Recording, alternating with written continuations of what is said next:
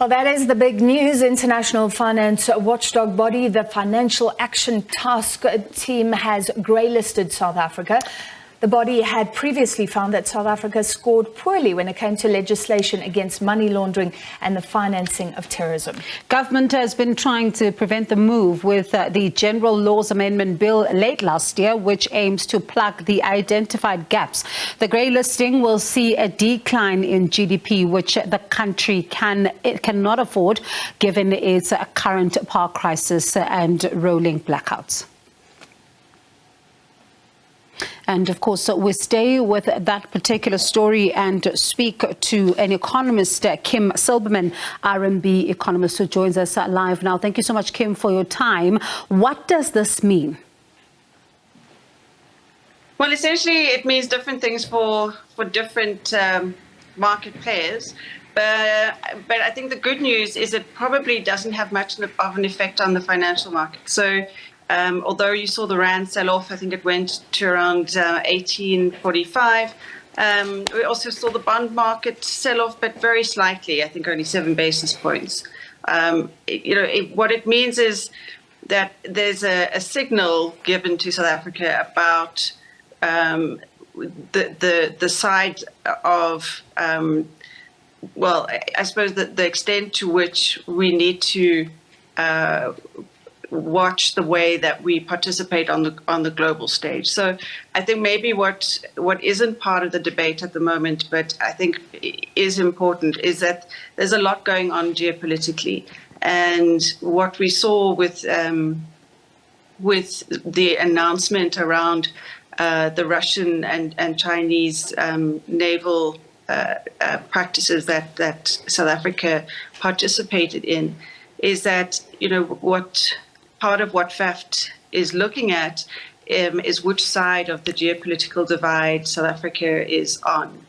And to some extent, I think it is, they have a carrot or a stick approach. I think they've used the stick approach in this way. So what needs to be considered is that a lot of emerging markets would be greylisted if they were subjected to the parameters set out by FAFT.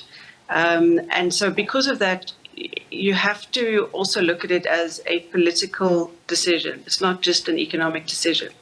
So does it then mean when it comes to, these geopolitical, situations or issues that are also arising? I mean, of course, we've seen quite a lot of them play out.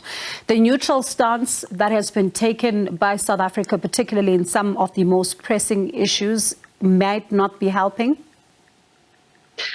Correct. I think they want South Africa to make a stand, and South Africa is maybe not complying with the politics, the geopolitics that FAFT would like them to. I mean, there is also, I think, what came out of the Zondo Commission was that there is a large cash economy in South Africa, an economy that doesn't go through the banking system. So the risks for SA are not in the banks, it's not in the insurers. It's not a financial crisis, or there's no risk to our financial system from the greylisting, because that's not where the problem is. The problem is with the cash economy and how large it is, and how unregulated it is, and also to do with the fact that South Africa is seen as not taking enough action. So even when the financial intelligence has identified people who are partaking in corrupt or money laundering activities, there's not enough action taken against those people. So that's part of what we would need to improve upon. And these things are often not in the realm of regulation or economics. They do often come down to politics, as we saw in the Zondo Commission. So it is. I think it's going to be a political decision how much South Africa can do to reduce the extent of its cash economy. So how much then, how much more does that put us under scrutiny? I mean, you think about when you mentioned the State Capture Commission, for example, and there was also, quite a number of issues that are a worry for international investors as well. So how much more under scrutiny does this put us? Well, so maybe to make it more technical, they've given us 8 recommendations, 8 deficiencies that they want us to remedy. all of those are basically the same deficiency, is that there's not enough intelligence around who beneficial owners actually are. So if there's trusts within trusts, it's hard to always see who's at the end of that, who is the beneficial owner of a transaction. So we need to beef up our investigations around our regulations around who the beneficial owner is. And then also around if those who are suspected or proven to be engaging in money laundering or terrorist financing activities, there needs to be a lot more action taken, asset confiscations, etc. So it's a lot about taking action and implementing, not so much about us having not enough regulation in place. I think our regulation is pretty good. I think it's much more about sort of the implementation and remedying taking action against those, some kind of punishment against those who are involved, so that it's a deterrent.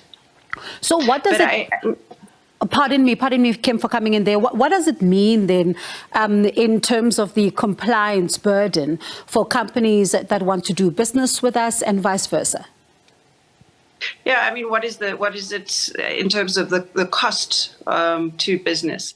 So, as I said at the beginning, it's not. We did a survey of portfolio managers. So, just to go back to your initial question, is that this is not going to affect offshore investors investing in our bonds. And probably not. So our bonds are not going to be affected. Of that survey, the offshore investors felt that for them there wasn't mandate issues around investing in grey-listed countries, which is very comforting, I think, especially after our budget and our increased financing needs. You know, that I think it's not going to affect the extent to which foreign investors invest in our bonds. Right. But it will increase the cost of doing business from a regulatory perspective. So you're going to have to do a lot more paperwork, employ people to work in compliance. So it's more of an admin burden than I think, that there's going to be a reduction in investment in South Africa.